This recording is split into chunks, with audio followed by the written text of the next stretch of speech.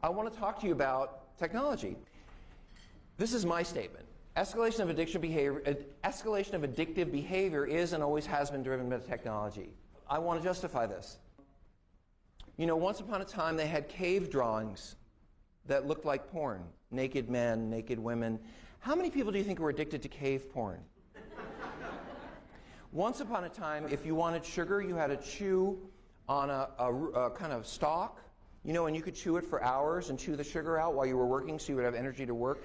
How many people were addicted to sugar and food, sugar-related foods, when you had, the only way to get sugar was unrefined, right? When they had cocoa leaves that people would chew because they were picking or working, you know, and it would give them extra energy like a cup of coffee, how many people were addicted to cocoa leaves, you know? But refined sugar, refined cocaine, online porn, gambling casinos, what has happened is that our culture, in its pursuit of more, and humanity's interest in looking for that thing over the next hill, which is a great part of being human, we've also magnified anything that can offer us pleasure. We've magnified sexuality, we've magnified food, we've magnified drugs, we've magnified gambling, we've magnified, and you know, guess what? We have more problems with people. We have more people with problems with these issues. But it is the technology that has driven these things forward, because it's the technology that has made them more refined, more intense, more powerful. And just as a little aside, I just like saying this, you know, back in the day, I remember so clearly, you know, I would go into a Texaco station and to pay for my gas, or my parents would, right? And what was in the Texaco station? Tires, oil, windshield wipers, maybe gum. Go to a gas station now and go inside to pay for your gas, and what's in there? There's food everywhere. Sugar, you know, refined wheat, tons of, I mean, the culture has made it convenient, and guess what those stores are called? Convenience stores, to have a tremendous access to very potentially addictive, pleasurable experiences and substances, not only drugs. And the problem is that some people can't handle that.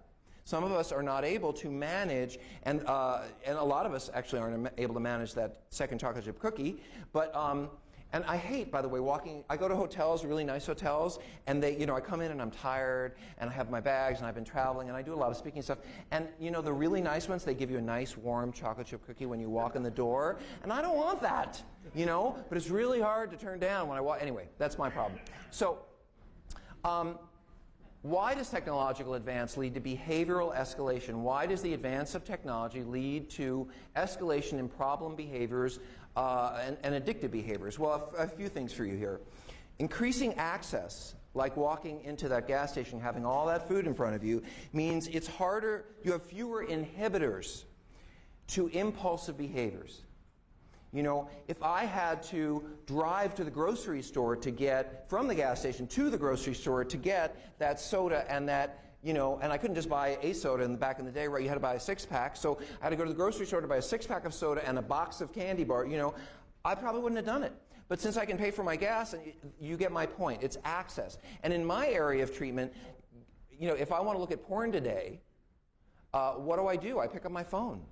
What did I do 20 years ago? I got in my car on the subway. I had to get dressed. I had to go down to the bad part of town. Where they had the icky place with the sticky floor, you know, and buy my porn, and it was expensive, and I hope nobody saw me there. And think of all the inhibitors that are in the way, all those precious moments that addicts, we pray for addicts, where they will say, maybe that's not something I want to do. Well, all that's gone. That's the problem, is that those moments where you might think, I don't know if I have time, or that might take, I don't know if I want to be seen there, or maybe I don't want to have that second helping, or that's all gone because it's all right in front of us. It's so easy, it's so available. And so there are fewer inhibitors which support more impulsivity, compulsivity, and addiction. It's just so easy to get, to find, to have, to use, whatever it is, and it's faster. Increasing, and in terms of sex in particular, increasing accessibility to sexual content and sexual experiences through phones, through pads, etc., means that sexually acting out is also easier to hide. So what are sex addicts out there doing? Well, that much hasn't changed. They're using porn, with or without masturbation. And I say that's important because I will work with men and women who will look at porn for 2 or 3 hours and then turn off the computer, but they don't masturbate and they don't orgasm. So what is sex addiction about, for example, if orgasm and sex itself is not the goal? And that's part of what I want to talk about. They anonymously hook up with people they meet online. More and more people are anonymously hooking up online. They're going to adult bookstores and strip clubs. Sex addicts are always cruising, they're intriguing, they're objectifying, they're working it. You know, if I was an active sex addict today, it would always be running in the back of my head, just like a drug addict.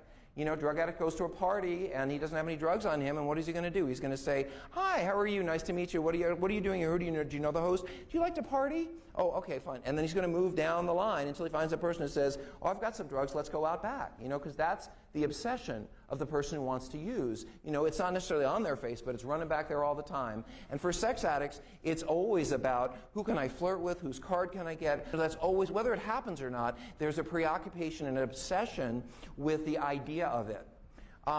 Sex addicts push boundaries. They view no as a challenge. They have multiple affairs. They live a double life where they compartmentalize, you know, like any addict, they compartmentalize that part of the life and they live their double life. One of the things I love about working with sex addicts, by the way, which is different than those of you who work with drug addicts and alcoholics, is that my clients aren't pickled when they enter treatment. You know, their brains are very clear. They're hyper aware. They've been living a double life. They've been living two lives, you know, so they're really present from the moment they get there in their intellectually. The rest of them, but intellectually they're present, you know, so I don't have to wait 2 weeks for their brain to clear from their alcohol-induced, drug-induced. For the most part, they come in, you know, with a lot of sobriety. So that makes it a lot easier to work with them. So now I want to explain to you how it is that sex can be an addiction, because I think this is a very good jumping off place. Now, I have to give you a story. So way back when, I used to work with cocaine addicts. And I worked with a guy who was a binge cocaine user, and he would use on Thursdays, he would use on Fridays. He would get paid on Fridays. So on Thursday night, he'd be thinking, ooh, you know what, I get paid tomorrow. Maybe I could get some really good drugs. And wow, you know, I better call my dealer. So he'd call the dealer, and the dealer would say, oh man, I've got some great drugs for you. You got to come by tomorrow. You know, it's going to be awesome, you know. And so he would spend half the night in fantasy about how exciting it was going to be to go there and use, and then he'd go to work in the morning, and he'd say to his boss, oh, I'm just, you know, not feeling good. I need to get that check, get out of here, man. I don't want to get sick. And so he'd get his check, and on the way to the bank, he'd call his girlfriend and say, I'm not going to be home tonight. My boss is going to keep me really late.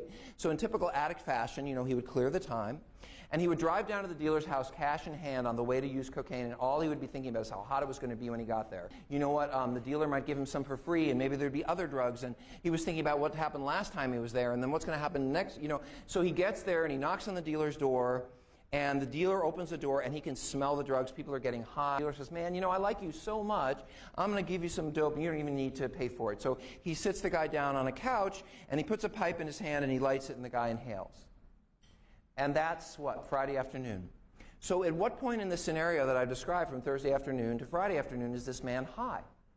At what point is his thinking impaired? At what point is he making poor decisions for himself? At what point is he in an arousal state that's different than his day-to-day?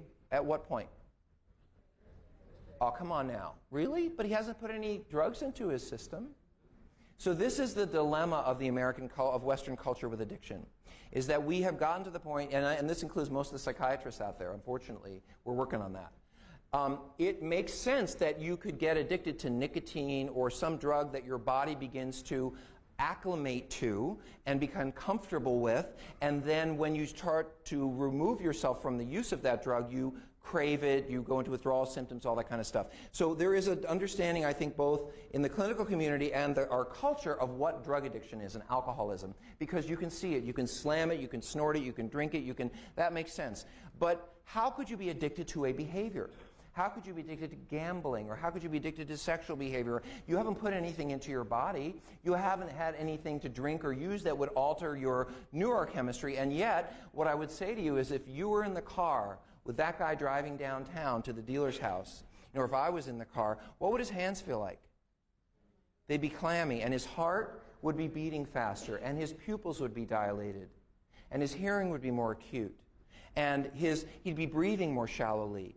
And in addition to that, his intellectual functioning, and this is the most important part, would be reduced. So he is in a different state of consciousness than, well, let me ask you this. When do you, those of you who treat addicts, the cocaine addict I talked about, when do you think would be the best time to try to get him to not use in that scenario I talked about from Thursday night to Friday? Wednesday. Thank you very much. And I would agree with you. That's a very good addiction therapist, because you know that we got to teach this guy. And we don't teach him. Now, just remember, be careful. Thursday night's difficult for you, because that doesn't work. You know, just say no, sorry, doesn't work. So, but what does work is you say to him, on Wednesday afternoon, as a therapist, I want you to call me, I want you to tell me what your plans are for Friday night, for Saturday morning, for Saturday afternoon. I want to know who you're going to spend time with, what you're going to be doing. I want it all scheduled. So in other words, you anticipate the problem, basic relapse prevention, and you know, even though he may be dying to go to the dealer's house, he's got plans with his sponsor, he's got a meeting to go to, you know, all that stuff. So, you are anticipating that when he gets into, the closer he gets to that desired object, the drugs, the less able he's going to be able to make good decisions for himself. And that's how we think about relapse prevention treatment for drug addicts and alcoholics. So when I think about sex addiction, I think about the guy who is driving around the block in the red light district for 3 hours looking for the right prostitute, or the person who's looking at porn for a couple of hours, you know, and all of that stuff. I think of things like increased heart rate, pupils dilated, hearing more acute, shallow breathing, sweating, and perspiration, a feeling of rush or intensity or excitement about what I'm going to go do now, and most of all, reduced intellectual functioning, and that is the key piece to the whole 9 yards. Now, do you have any natural disasters here in Dallas? I need to ask that, because I can talk about, I give this lecture in California, it's easy to say we have earthquakes. So do you guys have any natural hurricanes or tornadoes? Tornadoes, great, tornadoes, groovy. So I hope you don't have one. But let's say, just for the sake of saying it, that we had a window in this room, and you saw that there were big thunderstorms, and you heard the building shake, and it was raining, and all of a sudden the sky turned green, and all the lights went out, and there was a big alarm that went off. My guess is you wouldn't be thinking, God, how long is this guy going to talk, and am I going to get a break soon because I have to go to the bathroom? Or, you know, probably you'd be thinking one thing and one thing only. Save my, or, you know, where are my kids? Are they going to be okay? Or something, you know, everything else would go out of your head. It's fight or flight, right? And so what I'm saying to you is that when we have an intense release of adrenaline, which is part of what happens in anticipatory fantasy, part of what happens is it becomes, and Jackson talked a lot about this, is it becomes much more difficult for us to make good intellectual decisions. The part of our brain, our prefrontal lobe, that is the abstracting part that says, I'm not sure that's such a good idea, we are less able to access that when we are in an extremely aroused emotional state. And just like that person who is standing on the, well, and you know where this comes from, right? And by the way, I have to say this word, evolution. Okay, I've said it. Now, I don't have any problem saying that on one coast or another, but when I'm in the middle of the country, I have to be careful about saying that word, but I'm going to say the word evolution. So, you know, my guess is that that our ancestors, you know, it kind of went like this. The one who walked out of a cave, or, you know, or walked out of a cave, and looked and saw a big tiger with stripes and said, what a pretty tiger. I love the orange stripes. That's really pretty. Guess what happened to him? He didn't make it. Now, the guy who walked out of the cave saw the tiger, and the next thing he knew, he was up a tree. But he never knew he could climb a tree. He doesn't even remember how he got up there. Those are our ancestors. It's those of us who were able to shut down our thinking brains, be in the crisis or in a moment of extreme arousal, and just take the action because our decision-making is coming from a much more primitive part of our brainstem. So what initiates this rush of neurochemistry is fantasy. You know, just like the drug addict who's thinking, I can't wait to use, I can't wait to get high, I can't wait to get to that house, he has euphoric recall, what it was like last time I was there. You know, he has anticipatory fantasy, what it's going to be like later after I'm high. You know, he's everywhere but present. And his heart is pounding and his pupils are dying. He's in that state of hyperarousal. But there's a little bit of an addition to that because he's not only has adrenaline release, he also has dopamine release. Dopamine release gives us pleasure. That gives what that feeling is when you have cultivated a rose bush from being this big at Home Depot to now it's flowering in your garden and glistening with little roses, and you walk over and they smell beautiful and you feel like, wow, that's lovely, I did that. That's dopamine. Now, if you go snort a gram of cocaine, you're going to feel like, oh my God, that's great. That's a lot of dopamine, okay? It's the same drug, it's just a different, same hormone, it's just a different amount of release. So the guy that I'm working with, or woman who's thinking about the hot sexual experience they have, and they're going to hook up, and the person is going to be so great, they're not thinking about their wife or their husband, they're not thinking about the things, their kids or where they should be. All they're thinking about, it's tunnel vision. I can't wait to get there and do that thing. And maybe somewhere in the back of their head they might hear, well, my therapist said, or my sponsor said, or my spouse said, but that's all like way in the background, because what they're really focused on is I cannot wait to get to that experience, and everything else becomes unimportant. And it is because of the neurochemistry. And if you look at it this way, you understand that that process addictions are very much the same as drug addiction. In the sense that the people that I work with spend a lot of time planning, looking for, searching, hunting. And why do drug addicts not just say, oh, well, this is bad for me, I shouldn't be doing it, and stop? It's because when they go into the state of arousal and fantasy about using, and they start to rhapsodize, is that a word? They start to get excited about their using days, and that's why we don't tell war stories in meetings, because we don't want to trigger people, all that stuff. Because once that ball starts rolling downhill, it's harder and harder to stop. And so when I look at sex addiction, I think about people who spend a lot of time in this state of intense arousal, and I don't mean genital arousal, I mean emotional arousal. Because if sex addiction were really about sex, I don't know about you, well, I don't want to know about you as a matter of fact, but most of us could probably have a sexual experience with the right stimulation in 10 minutes, maybe 15, to orgasm. If we had a lot of amount of time and we had the right stimulation, but the people I work with will spend a week obsessing, thinking about, planning, going here, getting this, doing, and why is it? Well, because, do you have any arts papers here in Dallas? Like, I have the LA Weekly, the Village Voices in New York. Do you have any of those, papers kind of liberal? They show you the movies, but they also show you the opera. And do you have one of those? Thank you for nodding. There's the only Democrat in the room? That's the only political thing I'm going to say all day. What is the paper called? The Voice? The Observer. Okay. And what's in the back of the Observer? Classifieds. And what's in those classifieds? Massage and escort ads. Okay? So this is what my clients do. My clients, I'll say to a client, you don't get to have the Observer at your house anymore. And let's say, what do you mean, where am I going to get my movie reviews? And I'm going to say to them, well, when did you ever read the Observer from the front? And here's how it works. I am sitting in my office, I'm a sex addict, and my spouse calls and says, I'm going to be home late. Could you make dinner and I'll see you later? And so I think to myself, I got a couple of free hours here. So I'm in my office and I pick up the Observer and I think, well, I'm not, and this is how I think I'm not going to do this, but I just want to see what's in there. Addict thinking, right? So I open the back of the Observer and I start to see the dancers and the escorts and guess what happens? My heart starts to race a little bit, adrenaline. But not only that, I get this experience of pleasure, dopamine release. So now I'm excited and I'm feeling pleasure, and who doesn't want to feel more of that? So then I'm not really thinking as clearly as I was. So now I'll say something like, well, I'm not going to call anyone, but maybe I'll just go online, because some of these images will be clearer online and I can see them better, and then I'm online. And guess what? More adrenaline, more dopamine, more arousal, less ability to think clearly, more lost in the excitement of what I'm going to do.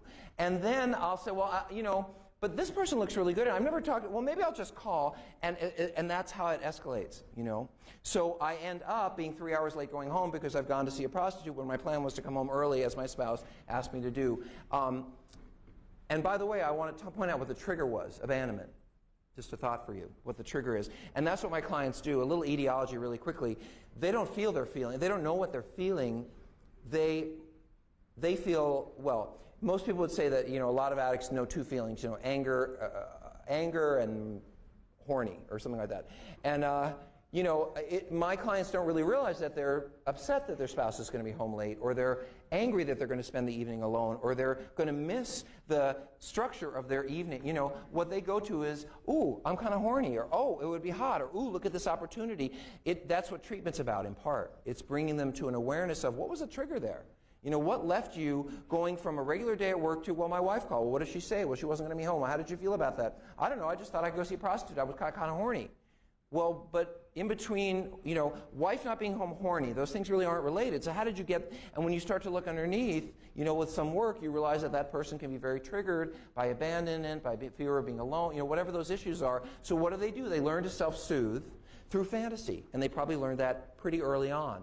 So they start to use fantasy, and then they start to use objects, and then they start to use people who are objects to them to play all of this out, losing their ability as they go along to make good decisions, until it's over.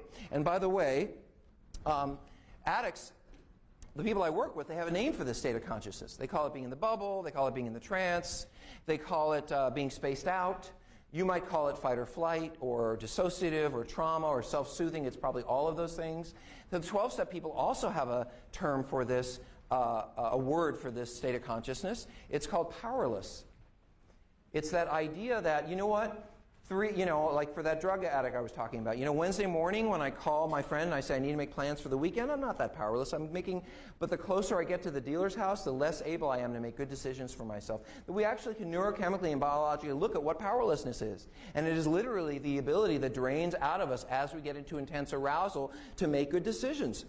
And I become more driven toward that emotionally based decision rather than an intellectually based decision, which means I'm functioning out of a lower part of my brainstem. Not a bad thing if there's a tornado, not such a good thing if you want to go home to your family and you become fascinated by that affair partner that you saw last week. So this is my final sort of summation of the Sex Addiction 101 piece, is that I don't really think sex addiction is about sex. And I've been doing this work for 20 years. I really don't think so. I don't think it's about the sexual act, and I don't think it's about orgasm any more than compulsive gambling is about winning or losing. Because you can have a compulsive gambler who's hundreds of dollars down, and really needs that money for the rent and the kids' college fund, and he or she will be sitting there playing blackjack, and the chips go up and up and up. Any of you work with gamblers, and they're like, woo, I got all this money, I can pay off my bills, and then what happens? Well, inevitably, if you play long enough, the chips start to go down. But does the compulsive gambler say, ooh, I better get up from the table because I need this money and it's starting to go down? That's not what the compulsive gambler does. They will sit there and play until it's all gone.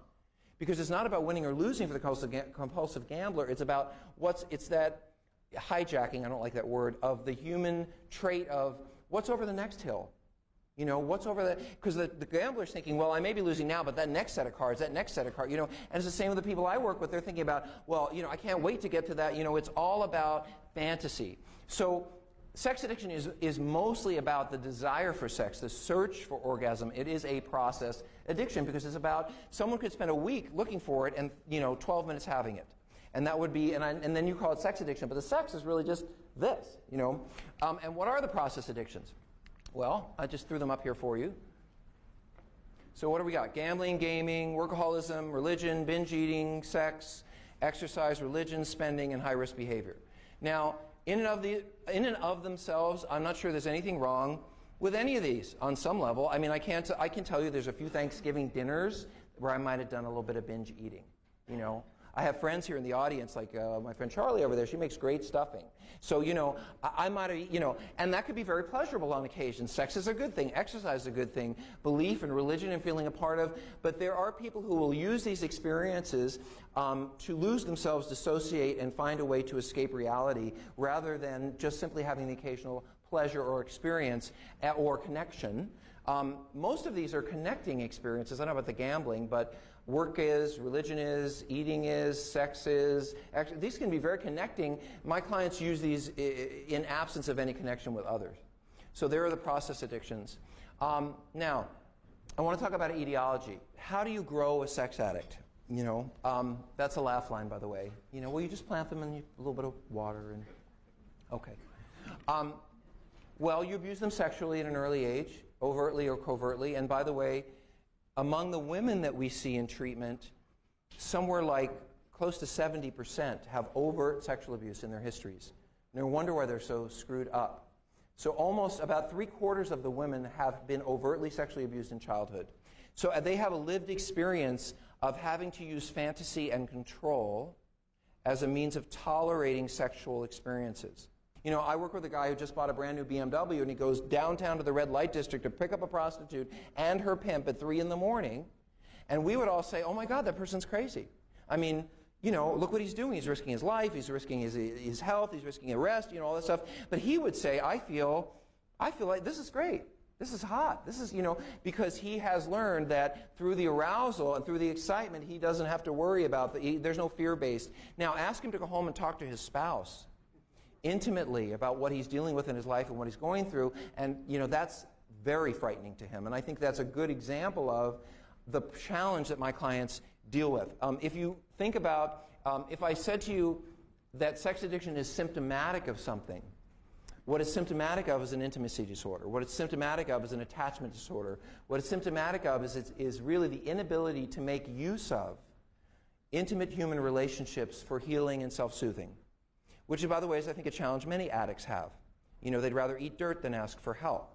So you take someone and you offer them sexual abuse, or they have early attachment deficits, parenting deficits, or they, because of who they are, they have social anxiety or social avoidance, or they have early trauma or neglect or some forms of abuse, or they have parental enmeshment, narcissistic parenting. You know, these are recipes for how you raise a sex addict. When I think of my friend Bill Clinton, who I've never met, but I like saying that, because Bill's kind of everybody's friend, you know.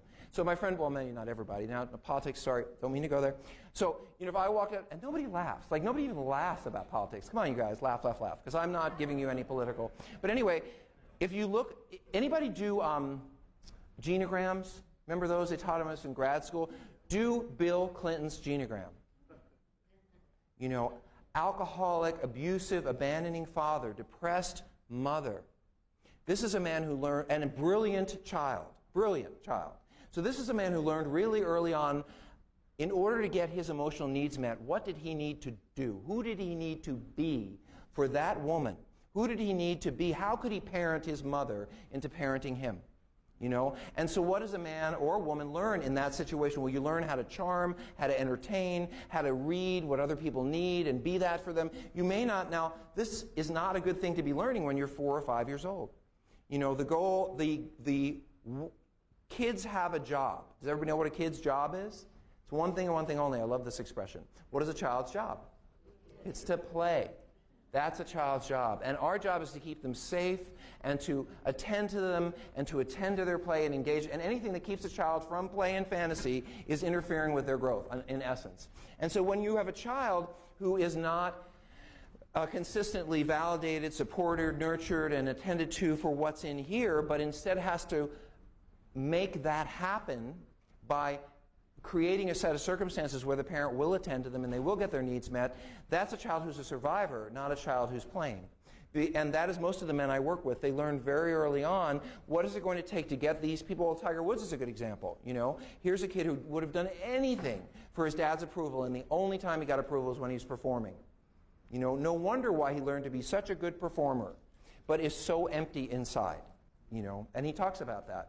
So, narcissistic parenting, where the needs of the parent come first, is what I see mostly in the men. You know, I don't know if you ladies are aware of this, but our egos, especially when we're younger, they're not as strong as yours. And we will lose ourselves in order to get our emotional needs met from a parent, but that is an attachment deficit that we carry throughout life. Sometimes people will say to me, you know, Rob, you're a pretty good therapist, you know, and I am a reasonably good clinician. You know, when did you first start studying clinical psychotherapy? And I said, I was about 3, you know, because I have had a bipolar mother who was psychotic, who every 18 months went to the psych hospital. And in the 60s, you know, and 70s, when mom would run down the street naked or go after grandma with knives, you know, because she was psychotic, that was not your norm. And guess what? Nobody talked about it. So, you know, in fact, I don't think I learned my mother was mentally ill until I was 15. Although I lived with it my whole life, nobody ever talked about why mom went away every 18 months. But you know what I learned really early on? What's the message in my house? Make sure mom doesn't get upset. Don't upset mom. You know, well, you can't do that if you're a kid. You're gonna be upset about things. Things are gonna happen. And so, you know, in like fashion, I'll give you another example. I have a client who had a very depressed mother, endogenously depressed, and he would wake up in the morning and his mom would be in bed, and he'd come home at night and she'd still be there. You know, no one to make him breakfast, no one to make him, you know, he had to figure it out for himself. So this client, absolutely true, at 6 and 7 years old, would tell me that he would go to school and he would go in the mirror in the elementary school bathroom and he would practice smiling. He would practice smiling because he knew that if he came up with just the right smile, he could get his mom to wake up. You know, and that is the healthy narcissism of a young child who believes that they're the center of the universe and everything revolves around them as it should. Unfortunately, the unsuccessful resolution of early narcissism is shame, by the way. I don't have time to go into that. The successful resolution of early narcissism is self-esteem. You know, bad things can go bad, but I'm okay. Things can go good, and I'm okay. The unsuccessful resolution is lack of self-worth, self-esteem, problems with attachment, all that kind of stuff. So what I'm saying to you is that all of these things keep individuals from learning how to utilize basic intimacy, socialization, support to meet healthy dependency needs. That's really the problem, is that my clients would rather engage in an intensity-based experience than an intimacy-based experience. Now, why would you rather go to a prostitute than an intimate partner? Well, I'll tell you what, a prostitute's not going to reject you. A prostitute's always going to have time for you. A prostitute's never going to make you feel bad about your body or yourself, because that's their job. And so looking at porn, having intense affairs, engaging in multiple prostitution experiences, or even in more primitive ways, simply getting off to porn or to anonymous sexual experiences, all of that meet on some level a need to feel wanted, desired, important, special, all the things that we all want to feel, that we all need. But my clients either learn to or never learn to be able to turn to friends and people they love and depend on them to get their emotional needs met. And this isn't that hard to understand, If I'm having a really good day and I go to you and say, oh my God, this is a great thing happened to me, I'm hopeful that you're going to say to me, wow, good for you. And that makes me feel better. I could sit alone with my joy, but if I share it with you and you get excited and you mirror it back to me, if I say the boss is a witch, I can't stand her, knowing that that's a really bad thing to do because I'm probably going to come back to me. But if I say to you or a coworker, God, our boss, I really can't stand her, well, that's a stupid thing to do, but I'm doing it because I want you to say to me, you're right, she really is a witch, I can't stand her either, and that makes me feel better. There's something about sharing the outcome of our emotions, what underlies our emotions, and sharing our emotions in intimate relationships, independent relationships, that makes us feel better. And most of the people that I work with don't want to do that. They don't know how to do that. They don't even know what they're feeling most of the time. So what they do know is they're really horny, and it's really hot to go do this and this and this, and they keep doing it and keep doing it and doing it, and they feel terrible about themselves. And by the way, that also doesn't allow them to get what they really need anyway. And I'll give you an example of this. I had a client who described the following situation. I love this story. It so well exemplifies it. This was a gentleman with children at home, and his wife said, God, these wives, they never come home. His wife said, I'm going to take a yoga class tonight, and I'm going to be out late. Do you mind coming home early and taking care of the kids and make sure they get fed? And so he thought, I can get laid and come home, this is where, So he left work early, telling his boss that his wife asked him to come home, and he went and saw a prostitute or went to a massage parlor, whatever he did, and then he came home and, took a shower. His kids came home from school, and he took care of the kids and spent time with the kids and home with the kids. So when his wife came home, there he is, playing with the kids have been fed, he's entertaining them, they're having this relational experience, and his wife comes home and she just beams, and she says, honey, I am so proud of you, I love you so much, I love watching you with the kids, you're such a good father. And what do you think he does with that in his head? Feel free to call something out. He turns it around. Why? Because he knows where he's been that day, and he knows what he did that day. So in his head, and narcissism is a big part of the kinds of injuries that I deal with, he says, well, it's nice that she says that she loves me and that I'm so great with the kids, but if she knew where I was this morning, she wouldn't be saying those things to me. So the love that's available to him in his intimate relationships, he can't take in because of his adult behavior, and he has set it up, and it was set up long ago, that he doesn't trust or isn't able to allow, never learned how to allow it in growing up. And so he turns to intensity-based experiences, which, by the way, are like eating potato chips when you're hungry. They will, for the moment, make you feel better. But if you go home and all you have is potato chips, you're just going to get sicker and sicker and sicker, because what you really need is protein and nutrition, and that's my clients. They need deeply healing, intimate, real relationships with friends and partners, and what they do instead is they alienate and distance themselves from friends and partners, and then they go act out with a bunch of strangers, and they wonder why they feel so empty and desperate all the time. And it's simply because their emotional needs aren't being met. Now, we need 3 things to survive infancy and early toddlerhood. We need to eat, we need shelter, and we need love. Okay, now little babies don't know much about love. What they do know about is being coochie-cooed and being held and being played with and being attended to and, all that kind of stuff. Eventually, as you grow, for example, if I was feeling needful and wanting love right now, I would not want to be patted on the head or powdered or having you come up to me and say, coochie-coo, Rob, you're so cute, because my needs have evolved. As I've evolved, I'm not a child anymore. But I still have an emotional need for love. It comes in the form of feeling appreciated and valued and a part of and contributing to and all those human needs that we have. Now, how many of you no longer need to eat to survive? How many of you no longer need shelter to survive? So how many of you no longer need love? You see, I think we need all three of these things throughout the lifespan. And so what I think my clients are trying to do in essence is they're trying to evoke a feeling of being an experience where they feel like they're getting loved, appreciated, valued, all that stuff, but where they don't have to take any emotional risks. Because no prostitute can leave you feeling criticized, let down, rejected, those porn always has time for you. Porn is never too busy with the kids, or whatever that is. And so what my clients want most of all is an oxymoron. What my clients want is something that is not achievable. It's called controllable intimacy. And that is an oxymoron, like jumbo shrimp or military intelligence. Two words that don't really go together. Because what is intimacy? Intimacy is an experience where you know all about me, I have no secrets from you, and you get to decide whether you want to love me or not, whether you want to be with me or not. I don't have control over how, and you know what, you might be too busy right now. And I might need to go get my needs met somewhere else from another friend.